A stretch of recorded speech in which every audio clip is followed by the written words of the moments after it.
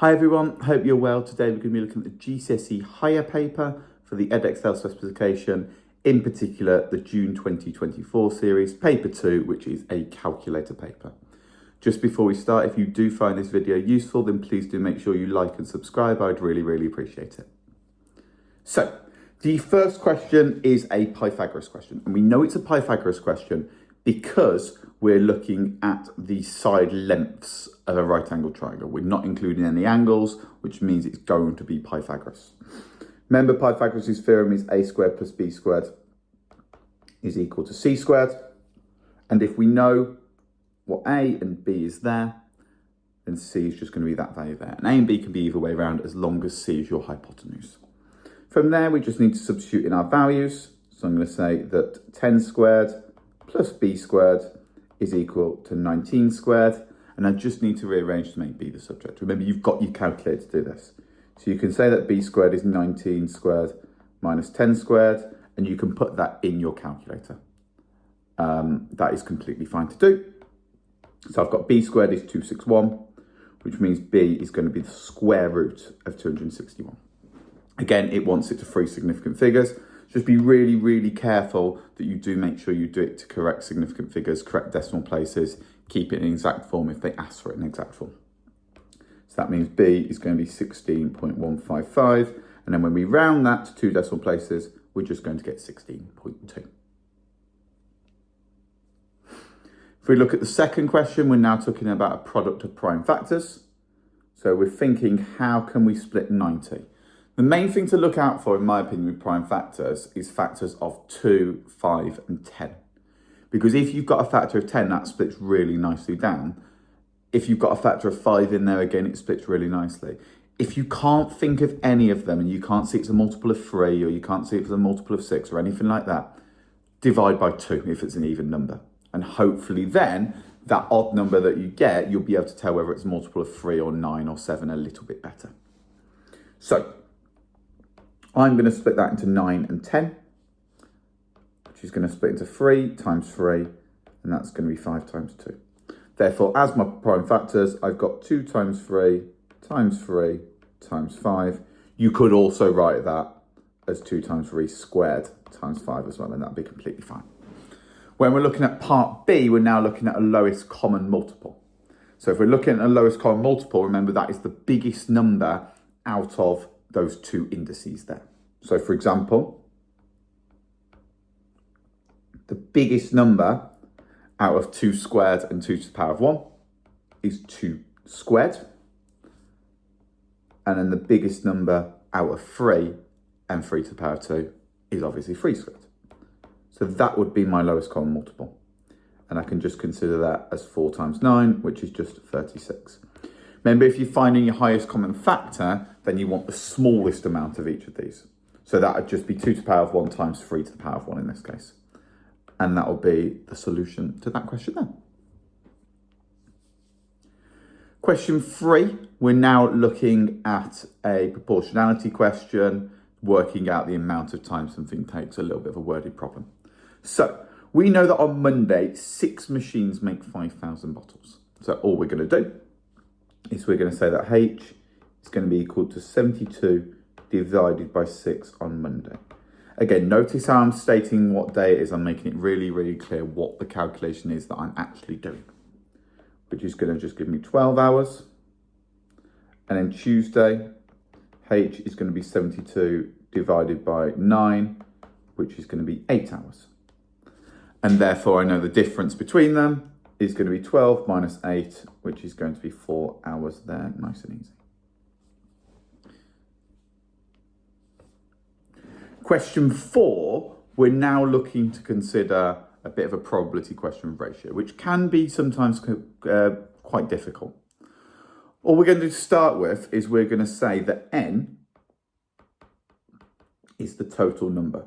Because if I'm told the amount of something and the probability that that occurs, then I can work out the total amount there was in the first place. For example, I'm told there's 24 yellow discs there at a probability of 0.16, which means 0.16 times by how many there must be in the first place will equal 24. And then from there, I can rearrange that and I can get what my value of n is by doing 24 divided by 0.16. Again, you've got your calculator to do that, so do make sure you use that, of course, and that will give us 150. From there, if we know there's only red, blue, and yellow discs, then that means the number of red and blue must be 24 taken away from that 150. So that's the total. So the red plus the blue is just going to be 150 minus 24, like we just said, which is going to be 126. We know that the number of red discs and the number of blue discs is at the ratio 5:4. So if we know R to B is at 5:4, then we know there is 9 total parts. Okay, I'm going to sort of call it a part like that. Okay, so we know that this is made up of 9 total parts. If we've got 126 discs in total and we've got 9 parts, then we need to do 126 divided by 9 to work out how much is in each part. So it's just going to be 126 divided by 9, which is 14. So we know each part, again part, is worth 14 discs. So if we're looking for the number of red discs, there's 5 parts, each part's worth 14, it's just going to be 14 multiplied by 5. And that will give you the answer of 70.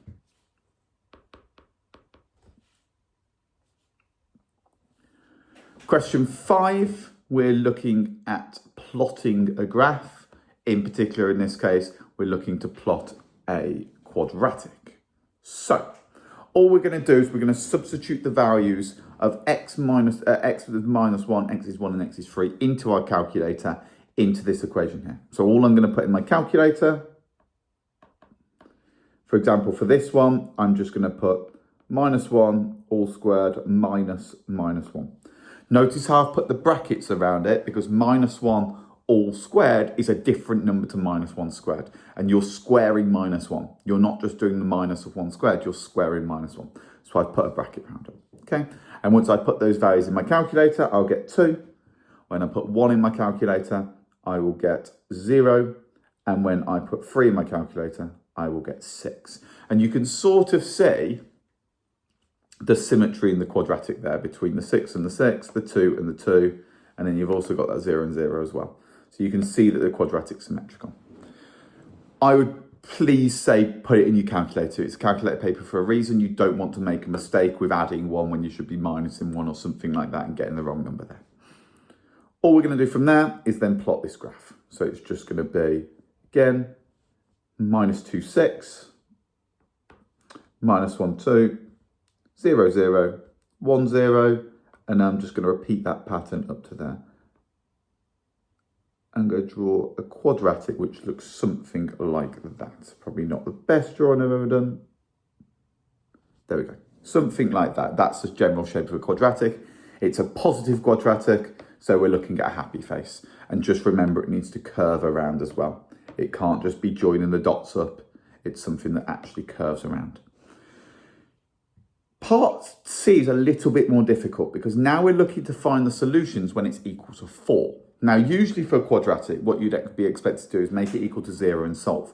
But if we can do this graphically, and we've got what this graph is, we just need to find the line it equals to 4, which is just going to be this line here. And if we do this graphically, and we do it accurately, we should be able to find those solutions really easily. Okay? You've just got to make sure that when you draw down, so I'm going to say that's about probably -1.5, 1.6.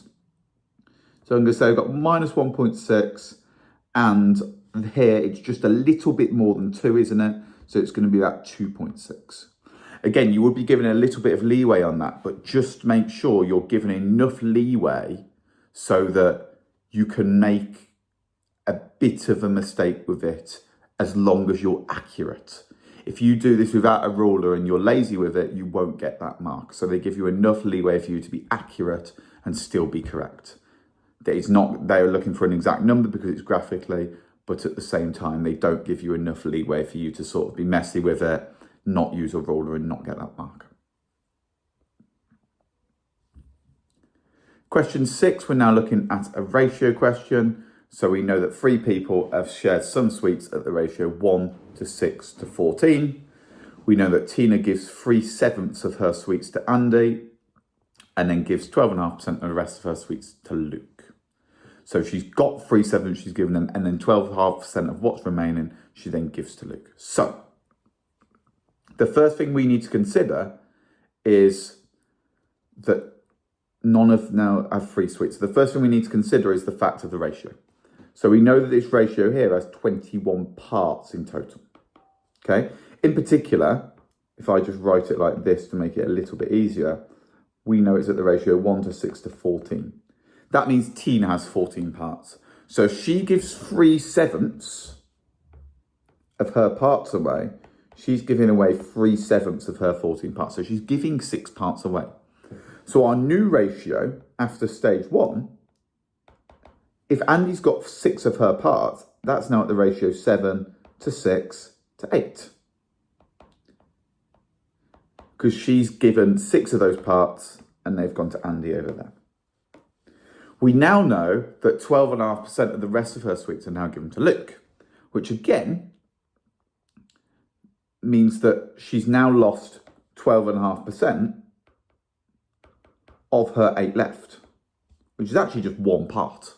Which means she's given 1 part now to Luke, which means after our second stage, we're now in a situation where we've got 7 to 7 to 7. If we're at a ratio of 7 to 7 to 7, another way to write that, of course, is we can write that ratio as 1 to 1 to 1, which means it's at the ratio 1 to 1 to 1. Therefore, all people have the same amount. Have the same amount, and therefore Tina is correct.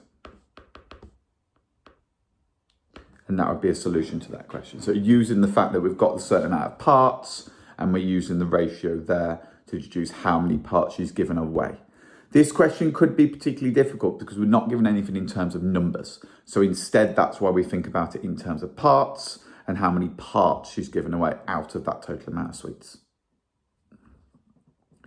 Question 7 is a angles question, and we're looking to show that it's a trapezium. So if we can show it's a trapezium, remember that means, of course, that these 2 angles are going to end up to 180 degrees and these 2 angles here are going to end up to 180 degrees.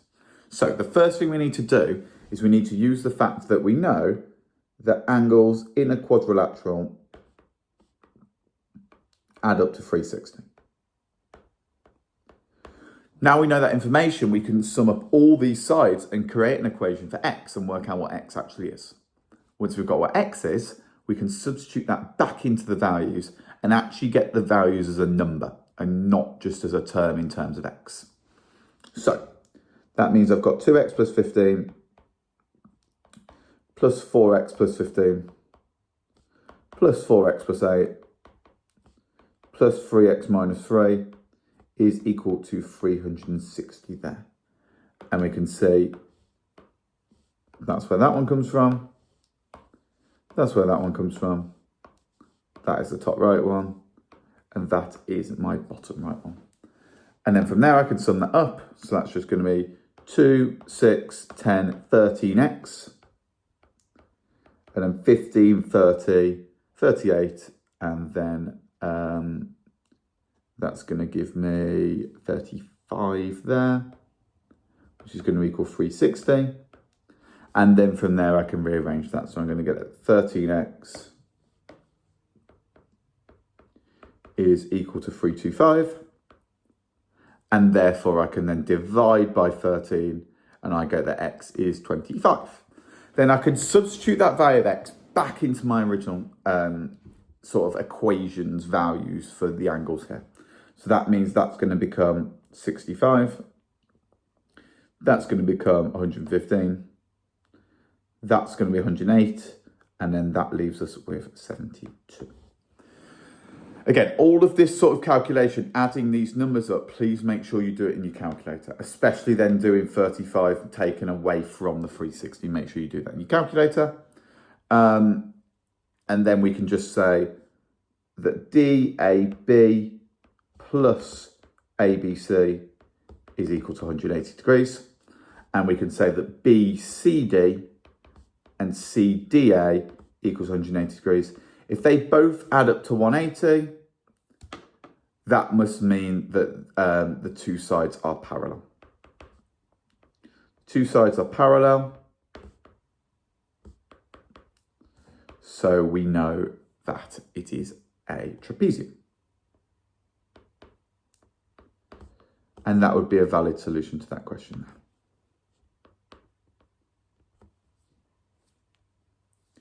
Question 8 is referring to a scale diagram. So it's a little bit like similar shapes with lengths that we can do for this. So the first thing we know is that it's using a scale of 1 centimetre to 5 metres. So we know we're at a ratio 1 centimetre to 5 metres from this sketch here to our real playground in this case. We know that the area of the playground on the scale drawing is 28 centimetres. So we know the area of the scale drawing is 28. We know that the real length of QR is 40. Okay, so we know that the height of the real one is 40, and we want to work out the real length of PQ as well. So the first thing I'm going to do is I'm going to sketch this separately. It's almost we've got two of them. So I'm going to draw another one here. Okay, so this is going to be my scale drawing, and this is going to be my real one. Still PQ and R. Still a right angle there. The information I knew was that this is 28, and I knew that this was 40. And I know that my scale factor to get from here to here is multiplying by 5. Yes, we're going from centimetres to metres, but it's essentially multiplying by 5 to get from this, which is in centimetres, to this, which is in metres. So the first thing I'm going to do is I'm going to divide by 5 to show that this is 8 centimetres. Okay, so if I'm going this way, I'm going to multiply by 5 to get the value. So if I'm going this way, I'm going to divide by 5. And that's for my lengths. Then I can consider that that's therefore half the base times the height to get the area here. If I know the area here, well, I can just say that's going to be half the base, which we don't know. But if we multiply it by that height of 8, we get that the area is 28. And then from there, I can be able to rearrange it to find the value of that height. So that's just going to become 4b is 28, which means my base in this case is 7. If I then times that to here, I can get that my horizontal base now is in fact 35. And then I can now do the area of that triangle there. So it could be half of 35 times by 40.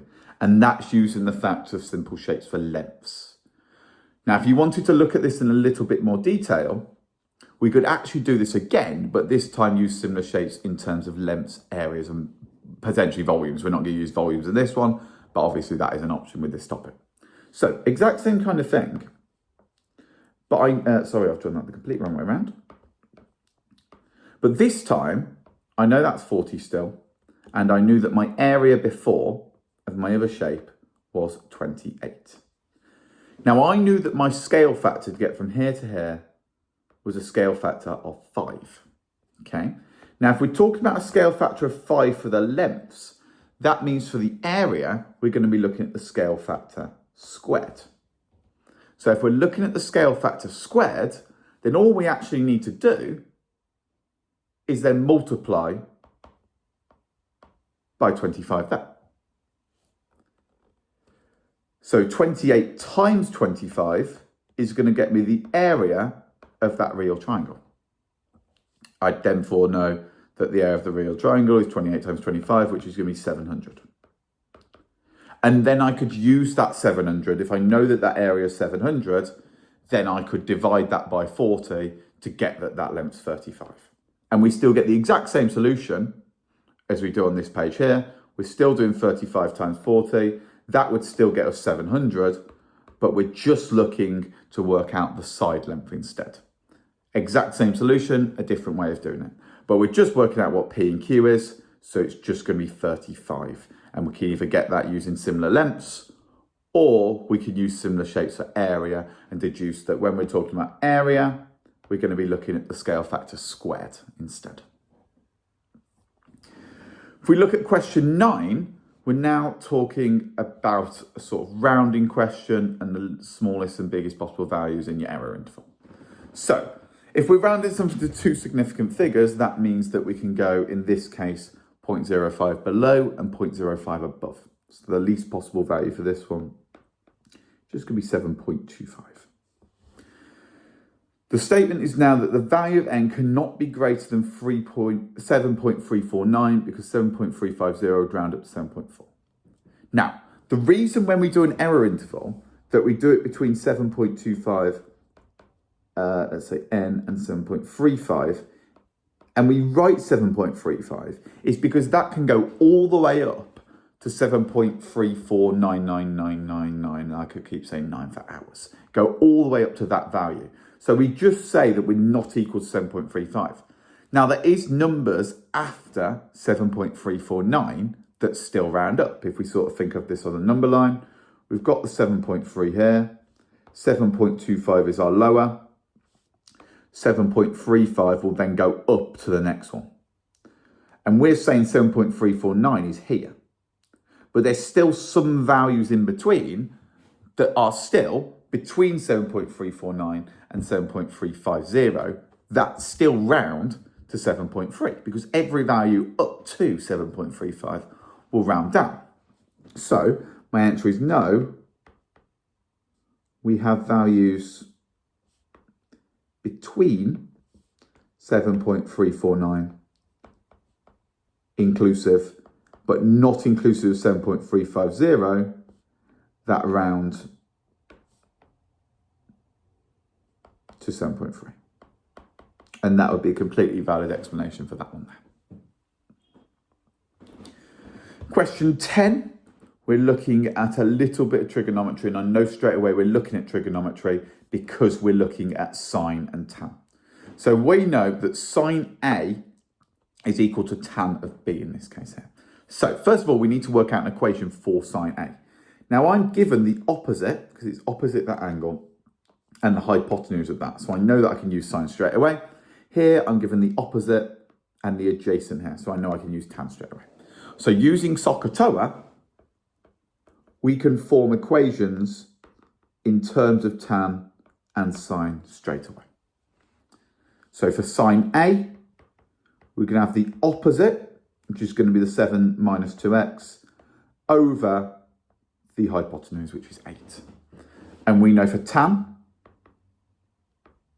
we can look at the opposite, which is 1 plus x, over the adjacent, which is 4.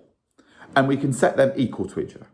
If we've got them set equal to each other, then we can solve and make a value for x. So we know that 7 minus 2x, over 8 is equal to 1 plus x over 4.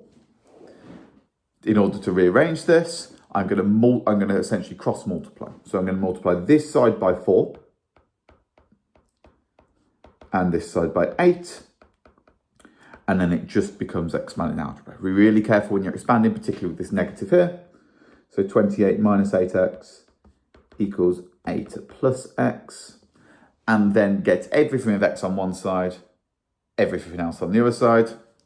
So that's just going to become 16x on this side and 20 on this side.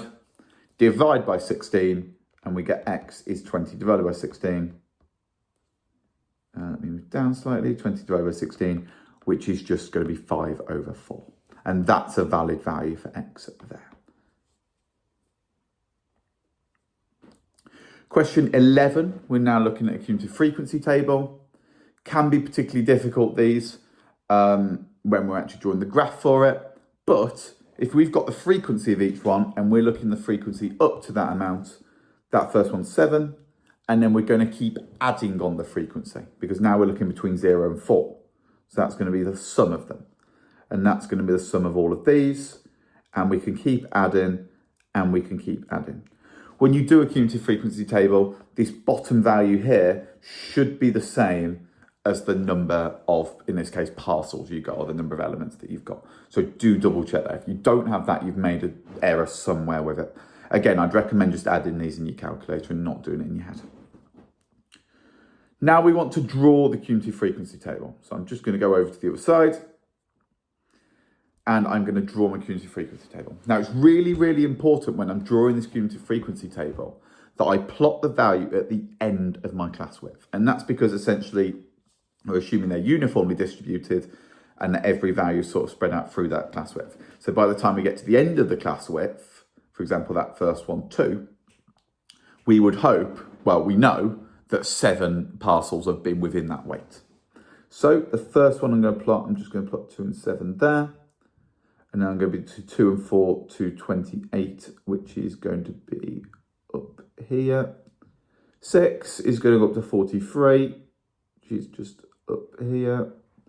8 is going to go up to 54, which is just up there. And then 10, we should know, reaches the peak. And we can sort of draw a cumulative frequency table for that value. Remember, we want them all to sort of flow. We don't just want it to be a dot to dot. We're sort of looking for them to be uniformly distributed. So it's going to look something like that. And we can sort of see that it levels out there like that. Again, just double check that I do go through all those points, which I do there. At the top, I've missed a tiny bit, but that's fine there. And make sure you stop at 60 because we're not going above that because we've only got 60 parcels. The interquartile range, okay, if we've got 60 in total, that means we want a quarter of the way along and we also want 3/4 of the way along. So that's going to be 15, quarter of 60, and then 3/4 of that is going to be 45. So we're looking for the 15th value and the 45th value. So I'm just going to go across there and go down, and the exact same with the 45th value. I'm going to go across there, and I'm just going to go straight down. That will give me a value of about 6.3, and that one there is about 2.6 I've got. Again, as long as you're somewhere within that range and you're accurate with your drawing, you'll be completely fine with that solution. If you're not accurate, you run the risk of making a mistake with it. But they do give you some leeway because everyone's, especially with something like this where you're drawing your own line, everyone's drawing is not going to be the same. So I've just got 6.3 minus 2.6, which is going to give me 3.7 there. And they give you anything between 3.4 and 4 for that value there. So you've got a lot of leeway, but that obviously also comes down to the fact of your graph. Use the graph to find an estimate for the number of parcels with a weight greater than 7.4. So all I'm going to do is I'm going to draw up from 7.4. Again, be really, really careful with your drawing. 7.4, just up from there. And I'm going to go across here.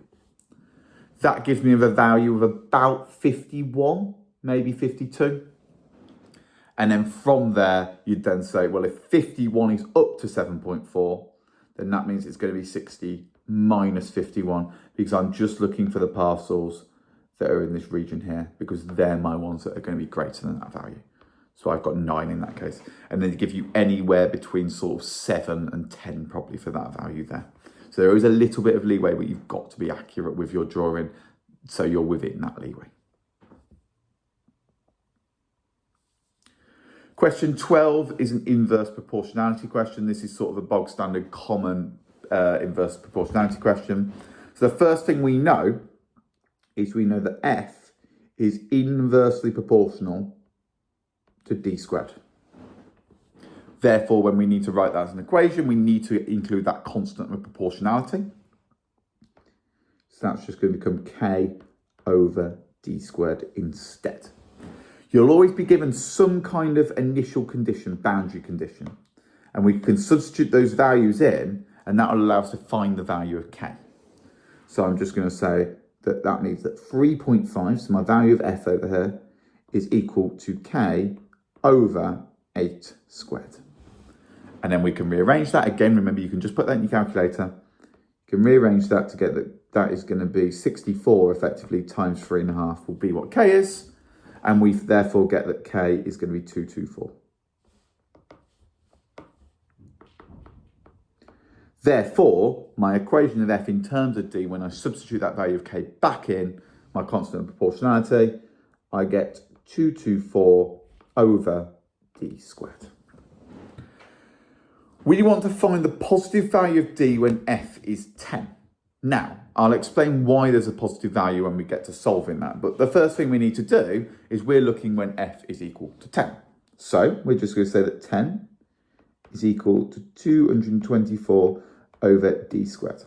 Now, if I'm solving for d, I need to make d the subject of the equation. The issue with making d the subject of the equation is that it's currently in the denominator. So the first thing we've got to do to make it in the subject is multiply both sides by d squared so it's in the numerator. And we have to do that first. So I'm going to have 10d squared is equal to 224. And then if I've got 10d squared equals something, and I just want to get what d squared is, then I need to just divide by 10. So I'm just going to get d squared is 22.4 now. When I square root something, it's really, really important that you take into consideration that you can get the positive or the negative of that value. This is because if you think about when you do minus 3 squared, that's the same as 3 squared. So if you're square rooting something, you can get the negative of that answer, because when you square it, you still get the same number, or you can get the positive of that answer as well. Just remember as well, you can't square root a negative number. So if you've got in this position here, and you add a negative number and you put it in your calculator, you'll get an error because it essentially produces an imaginary number, which we don't look at. So we're looking at a positive value here. So we're just taking the positive value of it. So therefore we're just looking at 4.73 instead of the negative one. So we're just going to look at 4.73, but also negative 4.73 would be a solution to this equation, but obviously it just asks for the positive one. So we're just taking that one. Question 13 is a graphical inequalities question now. So we need to talk about sketching the lines. So the first thing I'm going to do is I'm going to look at the fact that x is equal to x is equal to 2, y is equal to minus 3. And then from there, I'm going to work out which side I'm looking at. But I'm going to draw the lines first. All of these lines are less than or equal to or greater than or equal to, which means they are solid lines. If it was just less than or just greater than, then we'd have to do dotted lines because it shows that we're not including that value as well. So x is 2, which is going to be that line down here, and that's just going to be that there. If I do this one in blue, in fact, I'll do this one in black as well. Y is minus 3, is just going to be that line there. 2x plus 1. Again, we know our y-intercept is at 1. And we know that's going to go up by 2 every single time. Up by 2 every single time. So we know it's going to be something like that. And what I'd recommend you do is sort of do what I've done here and plot a few points before you then draw that line. So it's going to look something like this. And then the exact same with this one. I would rearrange to make y the subject so you know what you're drawing. So I'm going to have that 2y is equal to minus 3x plus 6. So therefore y is equal to minus 3 over 2x plus 3. So I know that my y-intercept is at 3. And I know for every 3 that I go down, I'm going to go 2 across. So I know I'm looking at a line that's 3 down, 2 across. I know that I'm looking for this line that's about here. And then again, I could just draw my line through that. Okay. So the black lines are representative of just this x and y. The blue line is the y is less than 2x plus 1, sorry. And then the red line is a 3x plus 2y. From there, I need to now find the shaded region. Now, what I recommend doing for this is shading everything that's not involved, and it'll just leave you with a region in the middle there, which is exactly what you're looking for. So let's do this in green. We're looking for where x is less than minus 2. So, x is less than 2. So I'm going to shade in everything that I don't want here. So I'm clearly looking this side of the boundary, okay? For y is greater than minus 3, I need to shade in everything that is not the case there. So I'm going to shade in everything that is below that line there.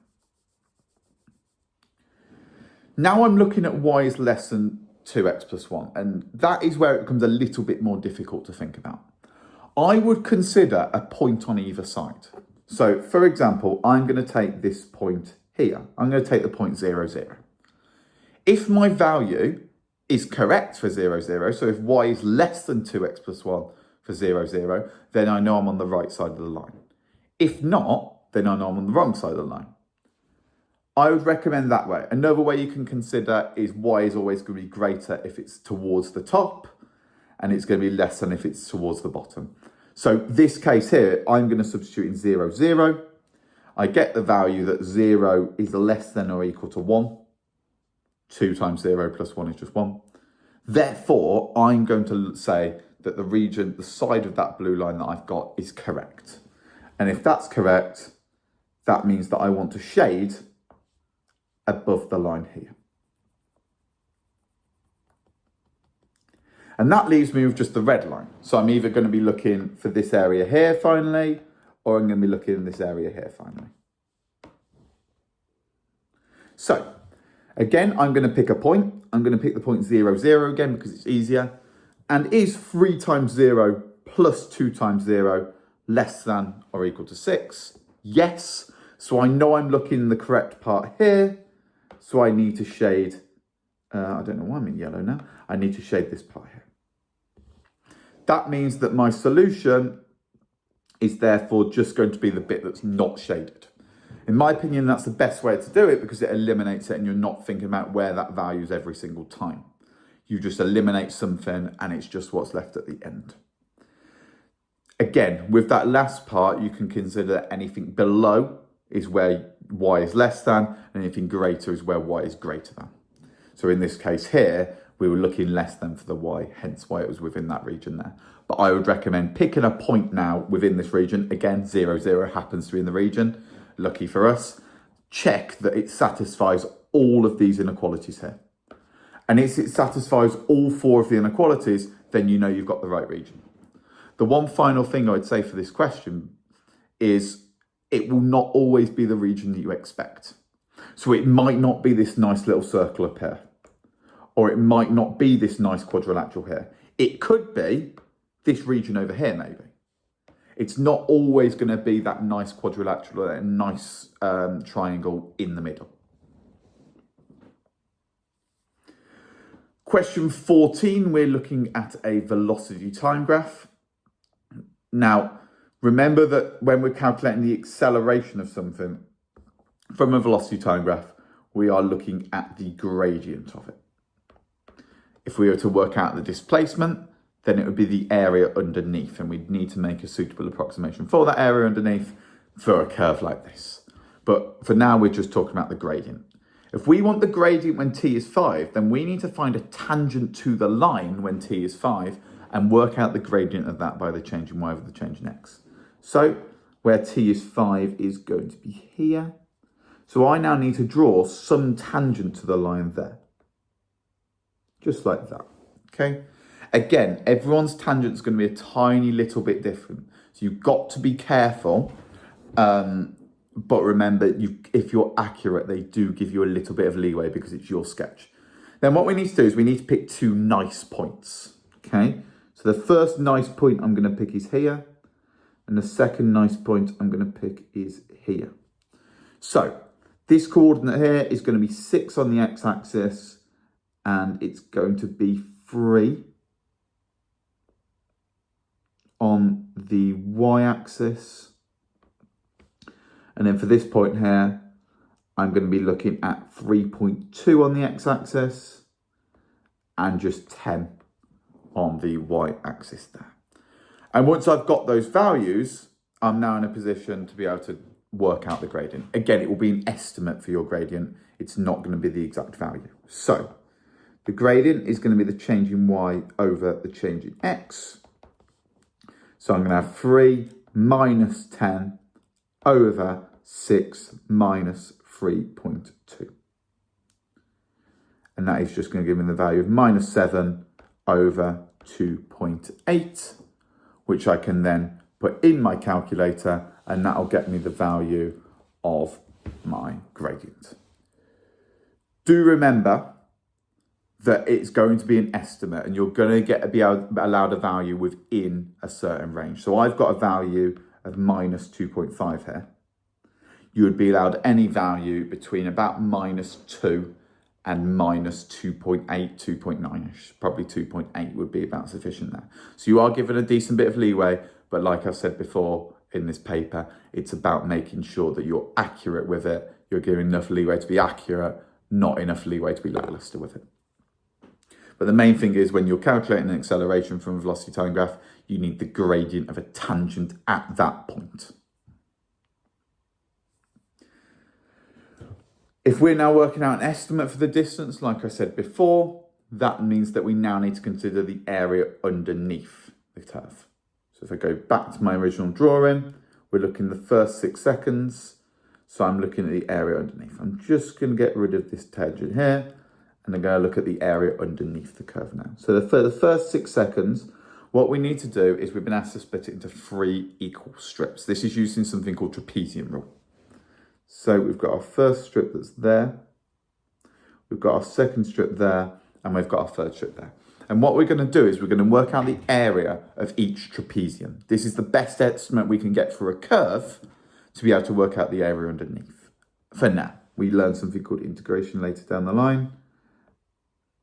But for now, we just need to work out the area of each trapezium. Remember, the area of a trapezium is a half of A plus B times by the height. This is going to be my height for each one, okay? And my A value is just going to be the value on the left, and my B value is going to be my value on the right. So if I think about my first trapezium here, just label these 1, 2, and 3.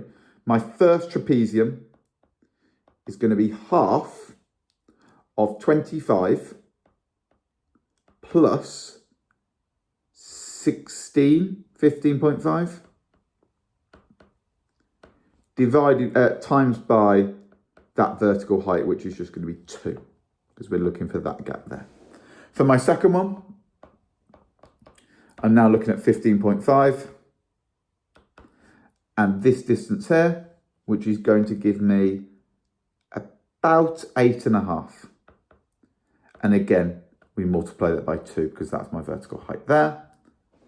And then my final one is going to be, again, 8.5.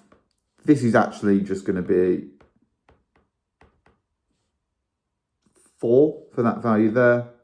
And then again, we need to times that by 2.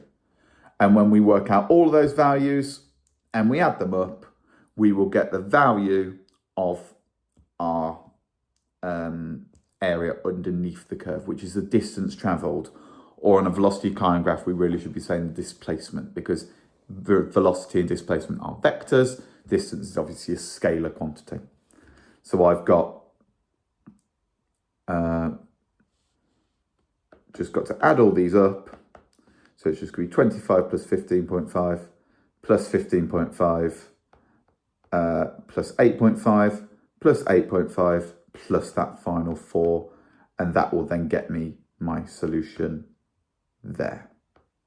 So I've got that the area underneath the curve there is going to be 77 from the calculations on the previous page.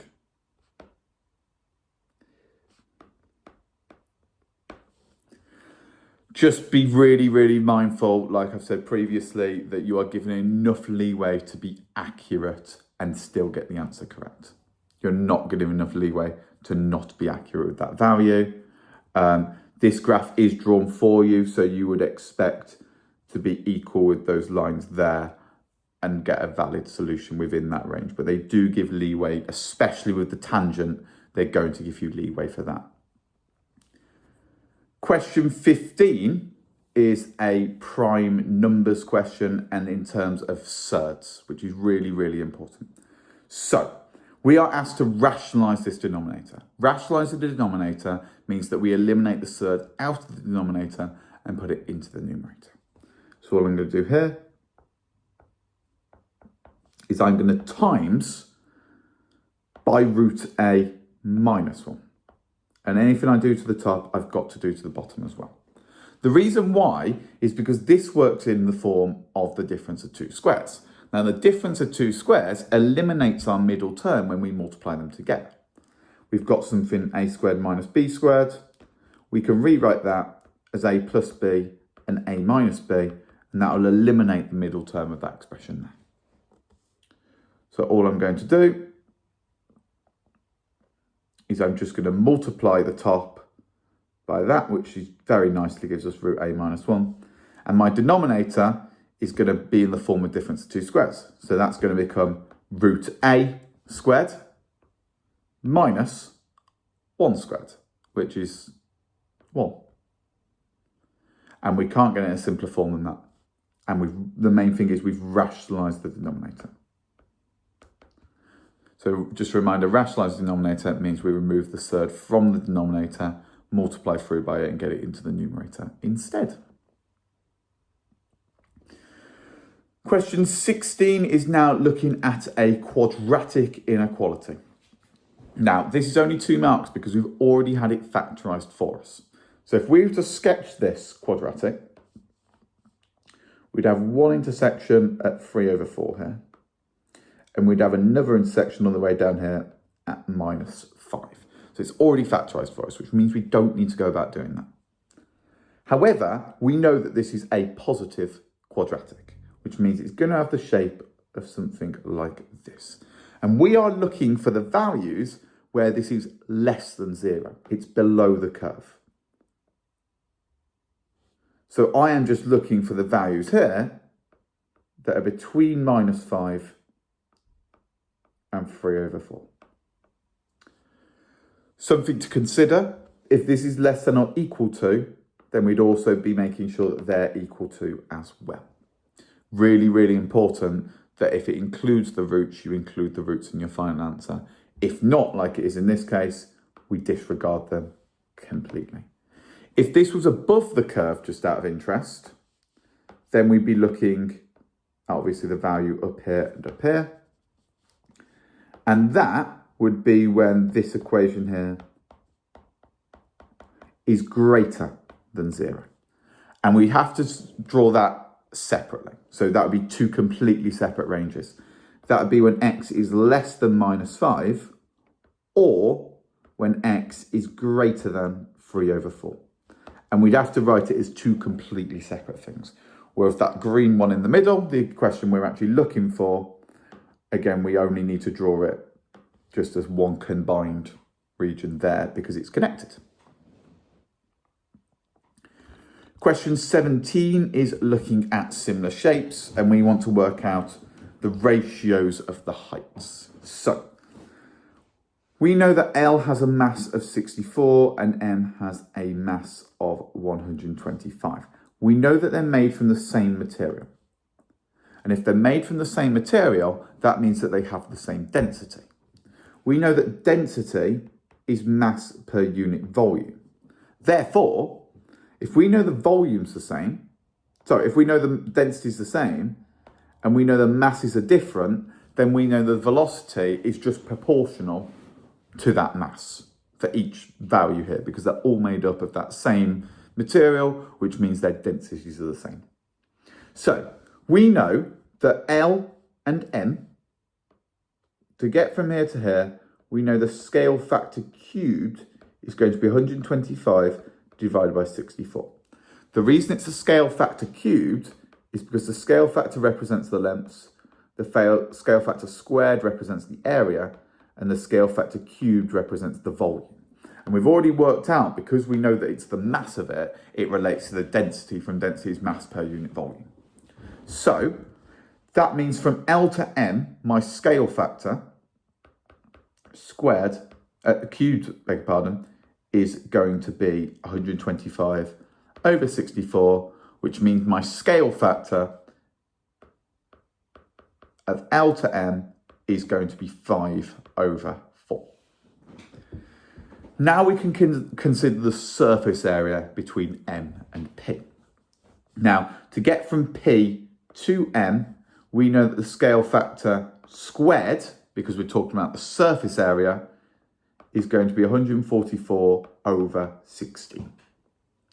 Again, if we're looking for the scale factor squared, to get from P to M, when we're talking about 144 over 16, then we can say that the scale factor from P to N is going to be 12 over 4, which means the scale factor from P to N, we need to multiply by 3. And then when we talk about the area, that would be the scale factor squared, so we multiply by 9, which we can see 16 times 9 is 144. Now we've got the scale factors. We know that L to N is at the ratio 5 to 4, and we know that P to N is at the ratio 1 to 3. All we've got left to do is now combine these into one ratio. In order to get them as the same ratio, M is the thing that is in common, which means that needs to be the same value. If that is the same value, then we just need to times this one. Sorry, I've written that the wrong way round. We need to times this one by 5. And this one by 3. So that's just going to be L to M. Move down slightly there. L to M is at the ratio of 12 to 15. And P to M is going to be at the ratio of 5 to 15. And then I can combine the ratio there to get it at 12 to 15 to 5 between L, M, and P. So just to summarise, when we're talking about similar shapes and scale factors, we want the scale factor to be the largest or the smallest. If we're going from the smallest to the largest, we're obviously going to have a scale factor greater than 1. If we're going from the largest to the smallest, we're going to have a scale factor that's less than 1 because it's going to be getting smaller. If we're talking about lengths, then it's just going to be the scale factor, just what you multiply to get the next length. If we're talking about the area, then we're talking about the scale factor squared because we're talking about 2 different lengths, both multiplying by that same amount.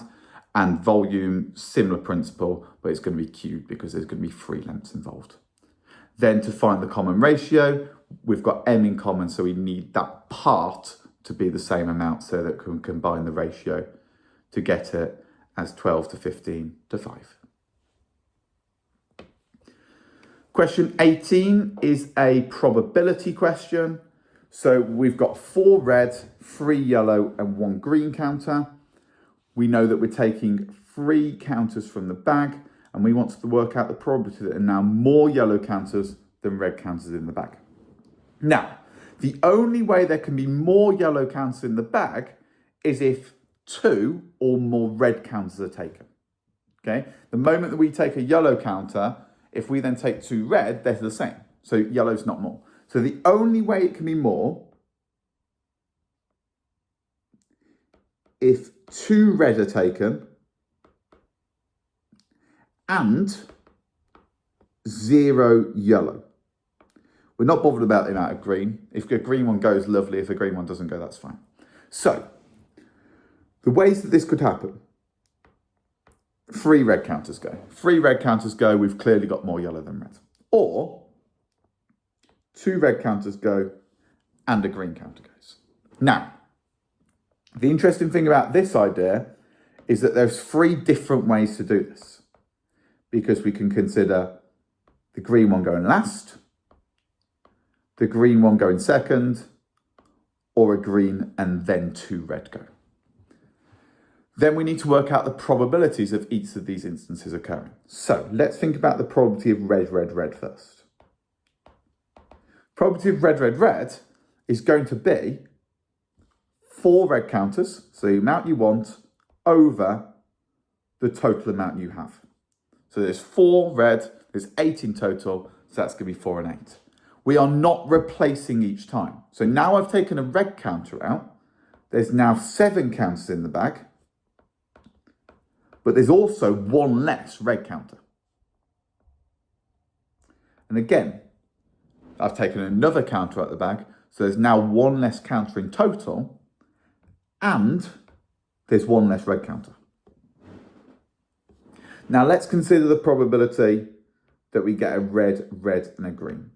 First of all, there's 3 different ways of doing this, because we can get a red, red, green, green, red, or a green first. So there's 3 different ways of doing this. Let's say that I take the green out first. Well, that means I had a 1 in 8 chance of doing that. Now I've taken the green out. Now I'm in the position where I've got 7 counters left in the bag. But I've still got 4 red counters. So I'm still going to have 4 there. And then again, I've taken a red one out. That means I've got 1 less counter in my bag. But importantly, I've got 1 less red counter as well. So that's become 3 over 6 there. And then we can calculate those values. So that's going to give me a 14th. When I put that in my calculator, please make sure you do that in your calculator. And that's going to give me 3 over 28. And all I've got left to do is say, well, okay, if I want all of these events to occur, then I'm just going to be doing a 14th plus 3 over 28. And that will give me a value of 5 over 28. And that will be my solution to the question there. Question 19, we are now looking at a vectors question. So we know that M is the midpoint of OA. And we want to work out what M to N is. Now, first of all, what we need to consider is we need to consider that this here is A. So that's going to be a half of A, and that's also going to be a half of A there. This length, we know that O to B is B. And then we also know that this is going to be 4/9 of this length here and 5/9 of this length here. But we don't know what that vector is. Now, we've got a few different ways that we can get from M to N. We can either go this way or we can go this way. And it doesn't matter which one we use. I'm going to use the green one purely because I know that this value here is k lots of b, and it's going in that direction that I want. So I'm going to go around. I'm going to go the green route. So I know to get from M to N, I've got to go from M to A, and then A to C, and then C to N. Okay? Now M to A is fine. I can see that that's a half A. That's perfect. B to C is fine. I can see that's k lots of b. We know it's k lots of b because it's parallel. C to N is a bit more of a struggle because I know it's 5/9 of that length, but I don't know what that length is.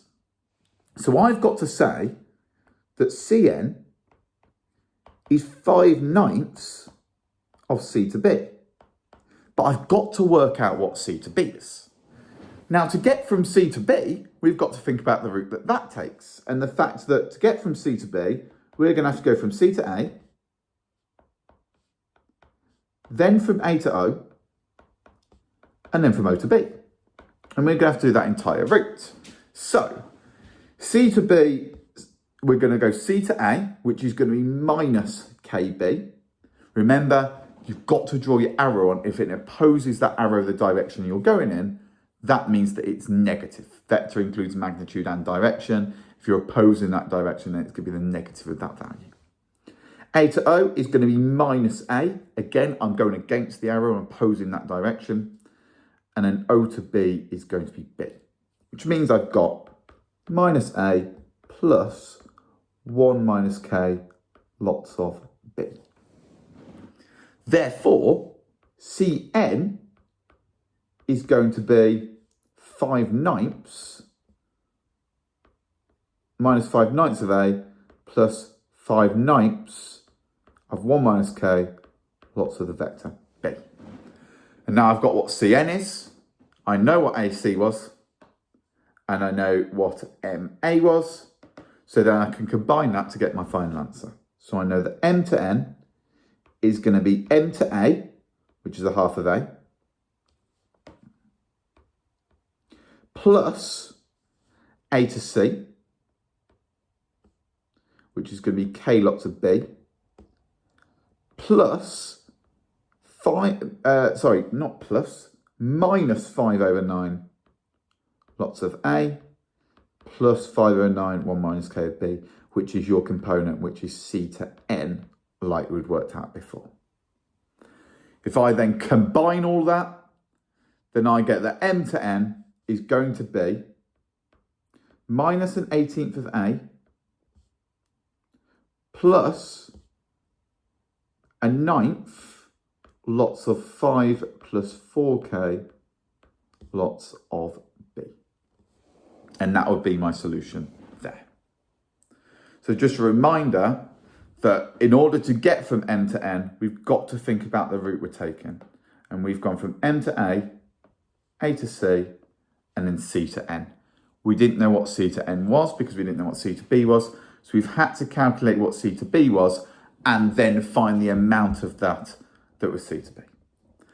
Part B asks if mn is parallel to OB. Now, we would know if mn is parallel to OB because for something to be parallel, it's got to be a scalar multiple of that vector. For example, the vector a plus b and 3b, would be parallel because that is a scalar multiple. If I sort of go back there, that is a scalar multiple of this one.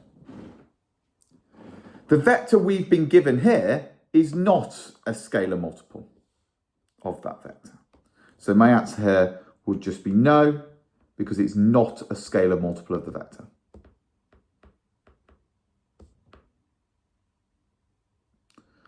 Not a scalar multiple of that vector. And that would be my answer to that vectors question there. Question 20 is a turning points question. Remember, to find the turning point, we need to do something called completing the square. Now, my issue with this one is that it's currently in a form where we can't complete the square straight away. Remember, to complete the square, the coefficient, the number in front of the x squared term, has to be 1. We've currently got it as 2.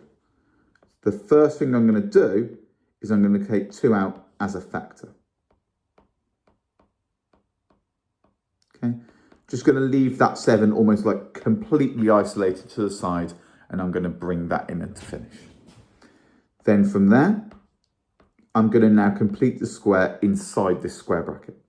So x minus half of this number squared minus the square of that number there.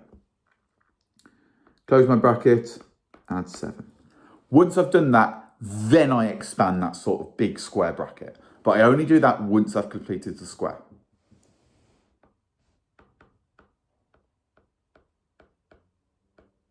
All squared minus 18, and then plus 7, of course. And then from there, now that 7 can be involved, and we can combine that to get what the turning point is. So that's going to be 2 minus 3, x minus 3 all squared, minus 11. That means the turning point is the negative of this number here, or whatever this number would need to be for this whole thing to equal 0. You can sort of think of it either way. Either way, that's going to be 3. And then whatever that number is there. So whatever this would need to be for this whole thing to equal 0, and then whatever this number is here.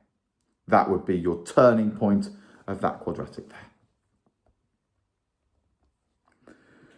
Question 21 is a graph transformations question. So we are looking at g of minus x plus 2.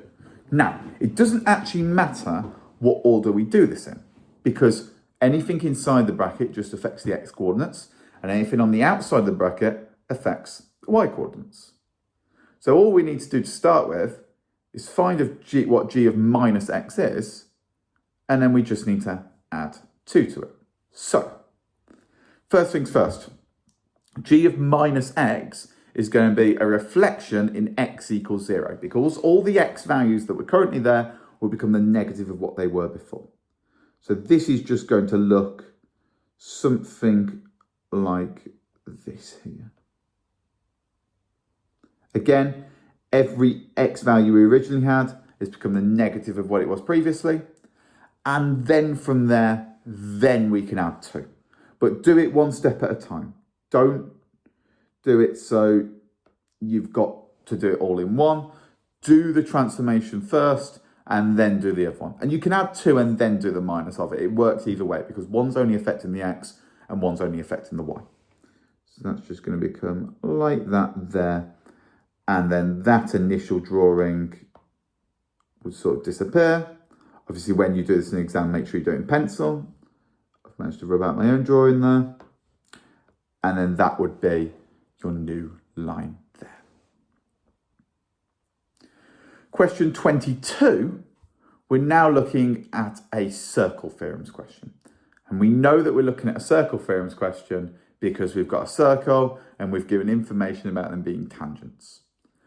The first thing we need to consider when we do a circles theorems question is every single time we use an argument or we use a theorem or we use some bit of information, we need to make sure we write a reason why we've done that. So, the first thing I'm going to do, if I'm told that they're tangents, I know straight away the most common theorem to use is the fact that tangents and radii are perpendicular. So the first thing I'm going to say is OAP is equal to OBP, that's equal to 90, and that's because tangents are perpendicular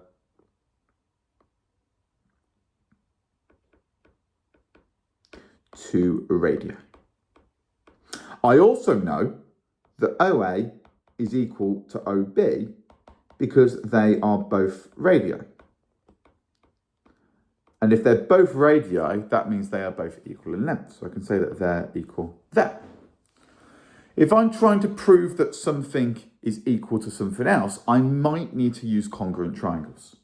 And I can see there, if I can prove that this triangle here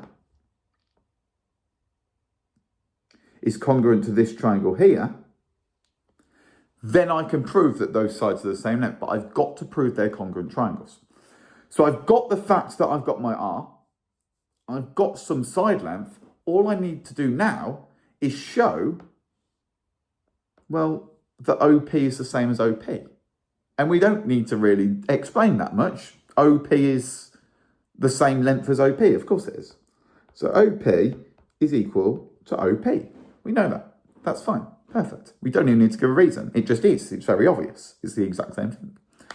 Now we've got those 3 bits of information. We've got the right angle. We've got the side length. And we've got the hypotenuse of both of those triangles is the same.